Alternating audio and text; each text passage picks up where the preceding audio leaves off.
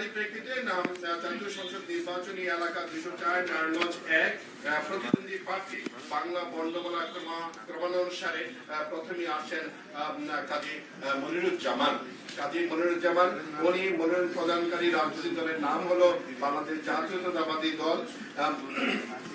দল এবং উনার দলীয় বরাদ্দকৃত প্রতীক হলো দানের শেষ। আমি জনাব মনিরুজ্জামান অথবা ওনার যদি উনার মনোনীত কেউ থাকে সেই প্রতীক গ্রহণ করার জন্য অনুরোধ করছি।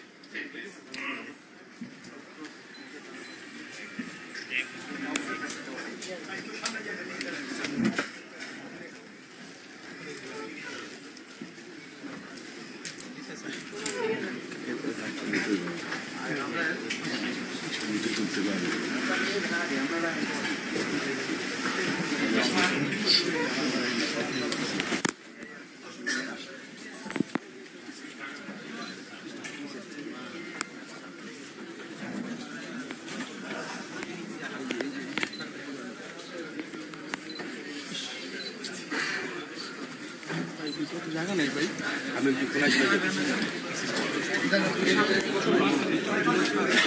ভাইয়া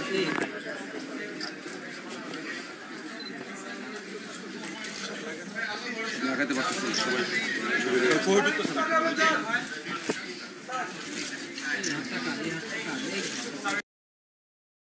গলায় গলা মিলিয়ে হাতে হাত মিলিয়ে লড়াই করতে হবে সেই দুষ্পন্দের বিরুদ্ধে যারা গণতন্ত্রকে নস্যাৎ করেছে, যারা মানুষের অধিকার হরণ করেছে, যারা মায়ের বুক খালি করেছে, বোনকে স্বামী হারা করেছে, তাদেরকে আজকে প্রতিহত করতে হবে। এই 30 তারিখে যদি আমরা পরাজিত হই তাহলে কত বছর পরাধীন থাকতে হবে, কত বছর বাড়ি ছেড়ে থাকতে হবে, কত মায়ের বুক খালি হবে, তার কোনো হিসাব কিন্তু আমরা মিলাতে পারবো না। তাই আগামী 20 দিন আমরা কষ্ট করব, আমরা ঘরে ফিরে যাব না, আমরা মা বোনদের কাছে যাব, সবাইকে ঐক্যবদ্ধ করে এই নির্বাচনে বিজয়ের জন্য আমাদের যা করা দরকার তাই আমরা করব। আমরা ঘরে বসে থাকবো না, আমরা কারো রক্তচক্ষু দেখে আমরা ভয় পাবো না, কোন ধমকে আমরা ভয় পাবো না। যারা লুটে পুটে খাচ্ছে এই দেশের মানুষের ধন সম্পদ, যারা অন্যের জমি গ্রাস করছে, যারা চাঁদাবাজি করছে, যারা মাদকের ব্যবসা করছে, তারা কিন্তু আপনাদের এই নির্বাচনের সময় ভয় দেখাবে, অন্যরকম কথা বলবে। তাদের কথায় আমরা যদি ভীত হই তাহলে হয়তো আমাদের শেষ রক্ষা হবে না। আমাদের প্রিয় নেতা তারেক রহমান, আমরা যেদিন ইন্টারভিউ দিতে যাই নমিনেশনের জন্য, দুলালো আমার সাথে ছিল, উনি বলতেছিলেন, প্রিয় নেতৃবৃন্দ, আপনাদের আগে অনেক ইন্টারভিউ দিতে এসে বলেছেন আমরা 6 মাস, 1 বছর, 1.5 বছর বাড়ি ঘরে যেতে পারি না। তারেক রহমান সেদিন বলেছিলেন, প্রিয় নেতৃবৃন্দ, আপনারা 1 বছর, 1.5 বছর তো বাড়ি যেতে পারেন না, আমার তো নিজের বাড়ি নাই, যেই বাড়িতে যেই ঘরে আমার জন্ম হয়েছে সেই ঘরে সরকার গুড়িয়ে দিয়েছে।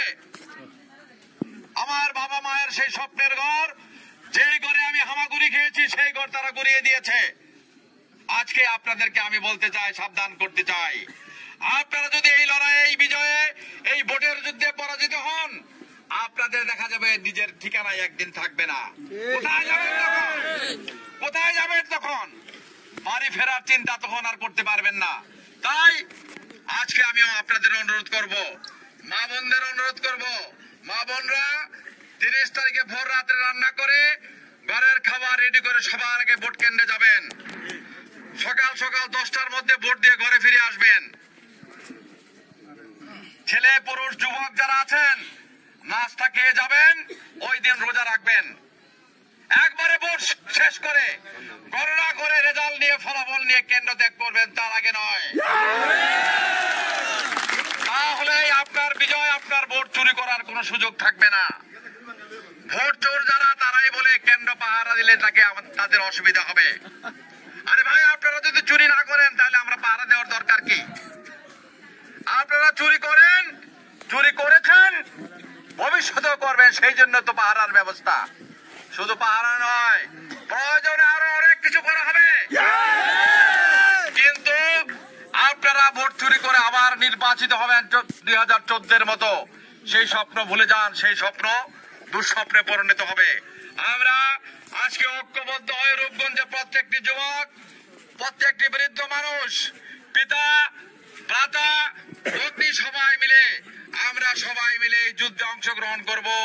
এই সত্য এবং ন্যায় যুদ্ধে আমরা বিজয়ী হব এই প্রত্যাশা করে আজকের এই আয়োজন সবাইকে আমি আমার ব্যক্তিগত পক্ষ থেকে এবং জাতীয়তাবাদী দলের পক্ষ থেকে অভিনন্দন, শুভেচ্ছা জানিয়ে আপনাদের সফলতা কামনা করে আমি আমার আজকের বক্তব্য শেষ করলাম। আল্লাহ হাফেজ। গলায় গলা মিলিয়ে হাতে হাত মিলিয়ে লড়াই করতে হবে সেই দুশ্মনদের বিরুদ্ধে যারা গণতন্ত্রকে নস্যাৎ করেছে, যারা মানুষের অধিকার হরণ করেছে, যারা মায়ের বুক খালি করেছে, বোনকে স্বামী হারা করেছে, তাদেরকে আজকে প্রতিহত করতে হবে। এই 30 তারিখে যদি আমরা পরাজিত হই তাহলে কত বছর পরাধীন থাকতে হবে, কত বছর বাড়ি ছেড়ে থাকতে হবে, কত মায়ের বুক খালি হবে, তার কোনো হিসাব কিন্তু আমরা মিলাতে পারবো না। তাই আগামী 20 দিন আমরা কষ্ট করব।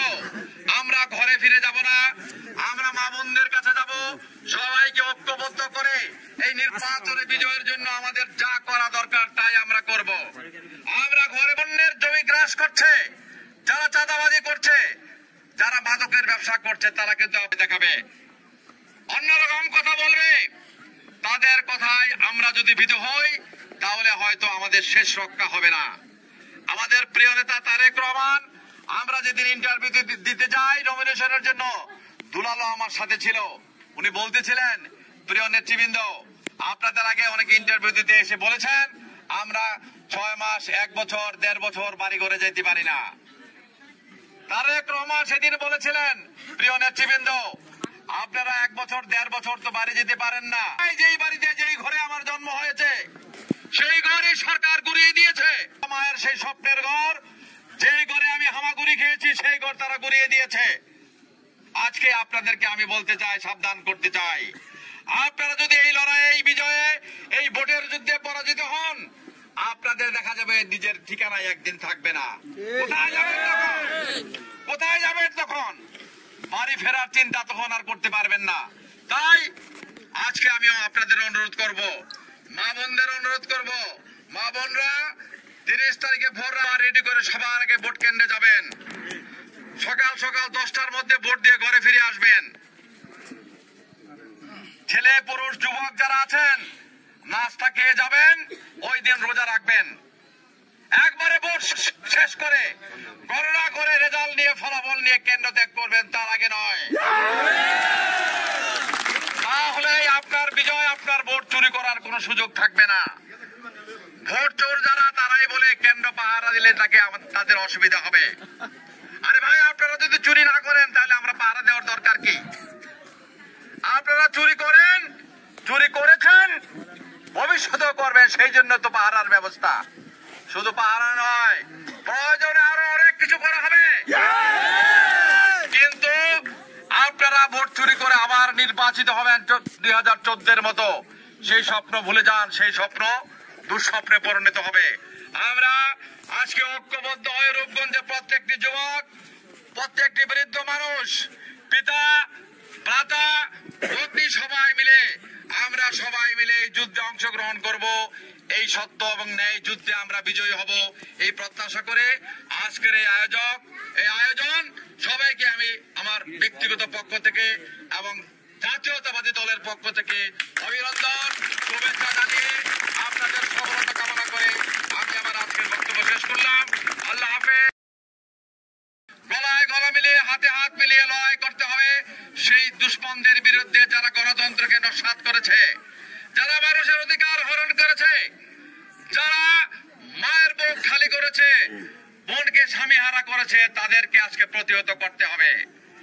এই 30 তারিখে যদি আমরা পরাজিত হই তাহলে কত বছর পরাধীন থাকতে হবে, কত বছর বাড়ি ছেড়ে থাকতে হবে, কত মায়ের বুক খালি হবে, তার কোনো হিসাব কিন্তু আমরা মিলাতে পারবো না। তাই আগামী 20 দিন আমরা কষ্ট করব। আমরা ঘরে ফিরে যাব না, আমরা মা বোনদের কাছে যাব, সবাইকে ঐক্যবদ্ধ করে এই নির্বাচনে বিজয়ের জন্য আমাদের যা করা দরকার তাই আমরা করব। আমরা ঘরে বসে থাকবো না। আমরা কারো রক্তচক্ষু দেখে আমরা ভয় পাবো না, কোন ধমকে আমরা ভয় পাবো না।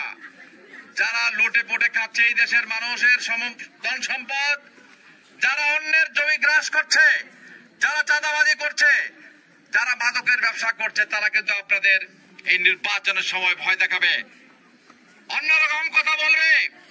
তাদের কথায় আমরা যদি ভীত হই তাহলে হয়তো আমাদের শেষ রক্ষা হবে না। আল্লাহ হাফেজ। কথা দিচ্ছি, আমি আগামী 20 দিন 24 ঘন্টার মধ্যে 18 ঘন্টা 20 ঘন্টা পরিশ্রম করব। পারবেন আপনারা আমার সাথে থাকতে? এই লড়াই শেষ দেখে আমি ছাড়বো। এই লড়াইয়ে আমি কোনো ক্ষান্ত হব না। যুদ্ধ নেমে যদি কেউ রাইফেল মাথায় নিচে ঘুমিয়ে থাকে, তার মৃত্যু ছাড়া অন্য কোন শত্রুর আঘাতে তার মৃত্যু ছাড়া বিকল্প নাই। তাই আমি তাই এইভাবে আরামে এসে ঘুমিয়ে থেকে মরতে চাই না, আমি লড়াই করে মরতে চাই। আমি মান সম্মান হারিয়ে মরতে চাই না, আমি ধান এবং মান এই দুটোই রক্ষা করতে চাই। এই ধান এবং মান এই দুটাই আমাকে রক্ষা করতে হবে।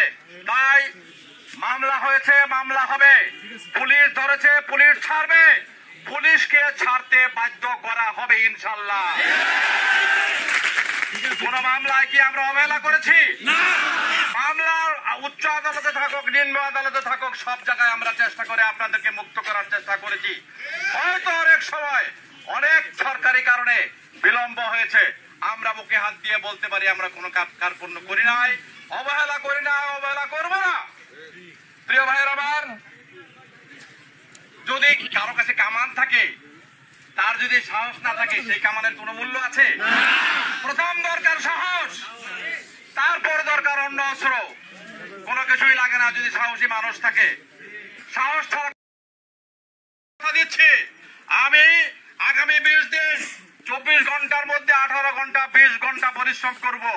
পারবেন আপনারা আমার সাথে থাকতে? এই লড়াই শেষ দেখে আমি ছাড়বো। এই লড়াইয়ে আমি কোনো ক্ষান্ত হব না। যুদ্ধ নেমে যদি কেউ রাইফেল মাথায় নিচে ঘুমিয়ে থাকে, তার মৃত্যু ছাড়া অন্য কোন শত্রুর আঘাতে তার মৃত্যু ছাড়া বিকল্প নাই। তাই আমি তাই এইভাবে আরামে এসে ঘুমিয়ে থেকে মরতে চাই না, আমি লড়াই করে মরতে চাই। আমি মান সম্মান হারিয়ে মরতে চাই না, আমি ধান এবং মান এই দুটোই রক্ষা করতে চাই। এই ধান এবং মান এই দুটাই আমাকে রক্ষা করতে হবে।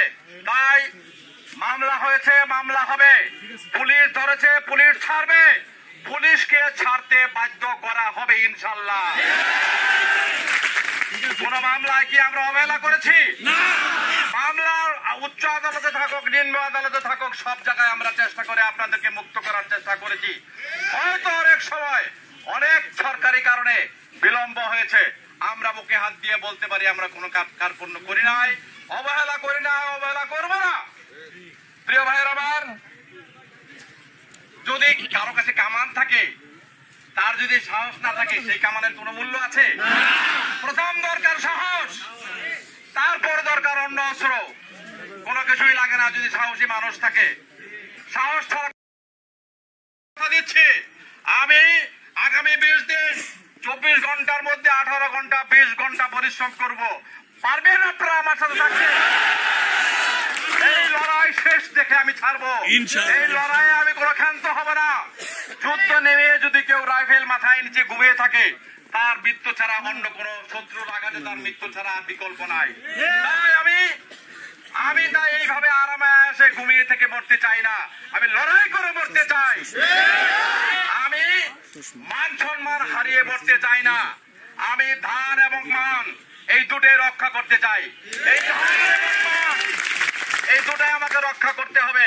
তাই মামলা হয়েছে, মামলা হবে, পুলিশ ধরেছে, পুলিশ ছাড়বে, পুলিশকে ছাড়তে বাধ্য করা হবে ইনশাল্লাহ।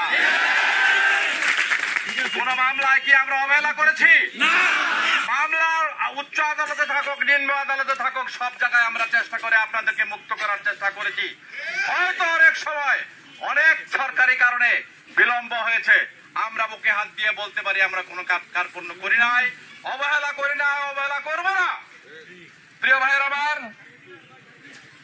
যদি কারো কাছে কামান থাকে, তার যদি সাহস না থাকে, সেই কামানের কোনো মূল্য আছে?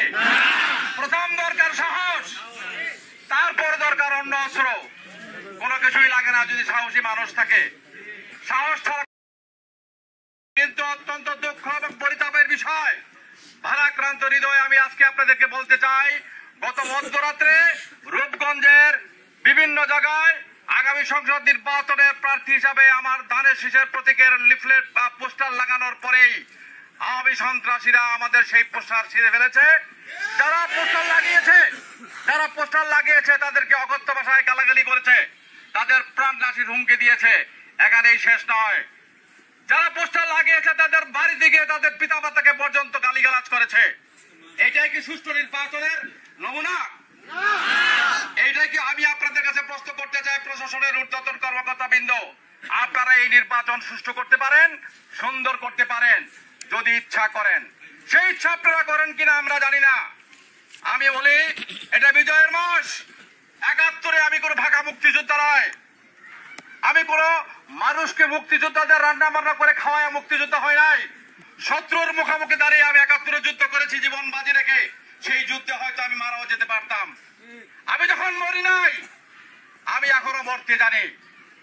আমি হারতে জানি না, আমি হারবো না। আমি জিততে চাই, আপনাদের সবাইকে নিয়ে জিততে চাই। এই জিতার লড়াইয়ে কোন রকমের আপোষ করা হবে না। আপনারা যদি এখন আপোষ করেন, আগামী প্রজন্ম এই ব্রিটিশ ভারত কোটি কয়েক লোকের ষড়যন্ত্রের কারণে ২০০ বছর ব্রিটিশ শাসন করেছে। আজকে এই রূপগঞ্জে যেইভাবে চলছে, এইভাবে যদি চলতে থাকে, আমরা যদি সাহস করে রুখে দাঁড়াই, আমরা এই রূপগঞ্জের মানুষ ওই ব্রিটিশদের মতোই আরো ১০০ বছর এই গাজী পরিবার দ্বারা শাসিত হব। সেটা কি আমরা চাই? সুতরাং আমি সামনে থেকে এই যুদ্ধে নেতৃত্ব দিতে চাই। তাতে যদি আমার মৃত্যু আসে, আমি পরোয়া করি না, আমি পরোয়া করব না। আপনারা ভয়ে পালিয়ে যাবেন না, আপনাদের সাহস করতে হবে। আমি স্পষ্ট করে একটি কথা বলতে চাই, আমার মা বোনরা সামনে আছে। এই কথাটা যদিও তাদেরকে লাগবে, তাদের জন্য হয়তো একটা অন্যরকম লাগতে পারে।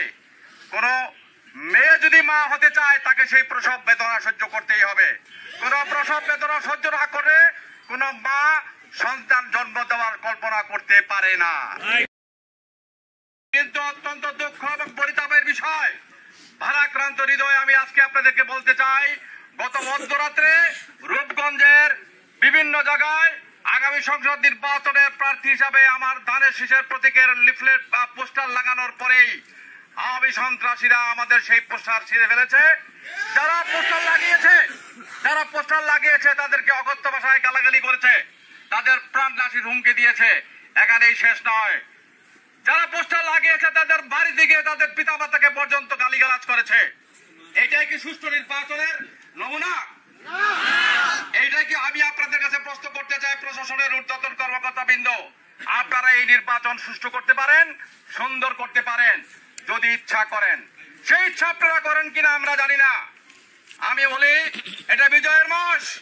৭১ আমি কোন ভাগা মুক্তিযোদ্ধা নয়, আমি কোন মানুষকে মুক্তিযোদ্ধাদের রান্না বান্না করে খাওয়ায় মুক্তিযোদ্ধা হয় নাই।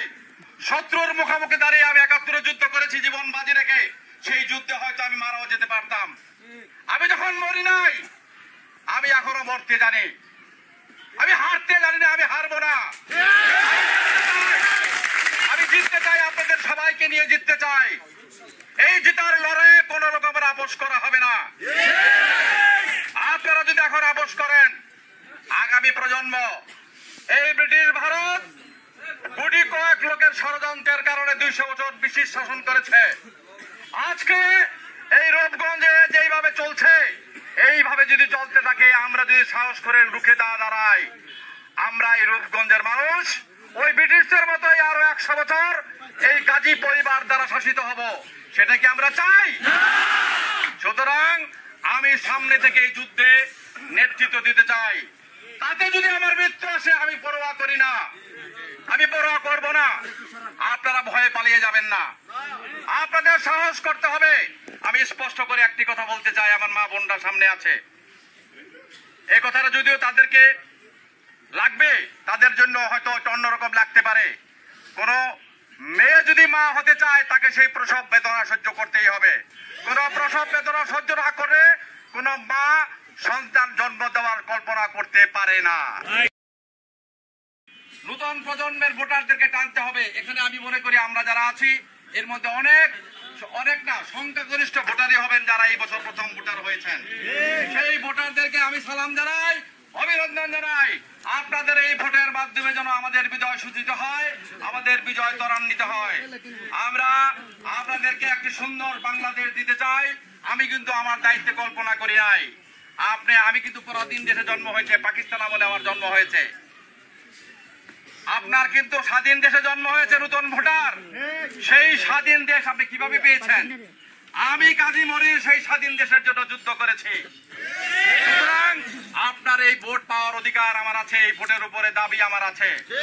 এই দাবি নিয়ে আজকে বলতে চাই, আপনারা আমাকে ভোট দিয়ে নির্বাচিত করেন। আমি কাজী মনির এমপি হওয়াটা বড় কথা নয়। আমি যদি নির্বাচিত হই, আমার জাতীয়তাবাদী দলের সব নেতা কর্মীরা এমপি হবে, আমি এমপি হব না। আমার ছেলে, আমার আত্মীয়, আমার বউ এমপি গিরি করতে আসবে না, আপনারাই হবেন আমার এমপি। দুর্বলকে কেউ কখনো সাহায্য করে না। যিনি মরা উনি তেমনি মরা, মরার কাছে কে আসবে? যিনি সবল, যিনি প্রতিবাদ করতে জানে, যিনি লড়াই করতে জানে, তাকেই মানুষ ভয় পাবে, তাকেই মানুষ সম্মান করবে, তাকেই মানুষ সাহস করবে।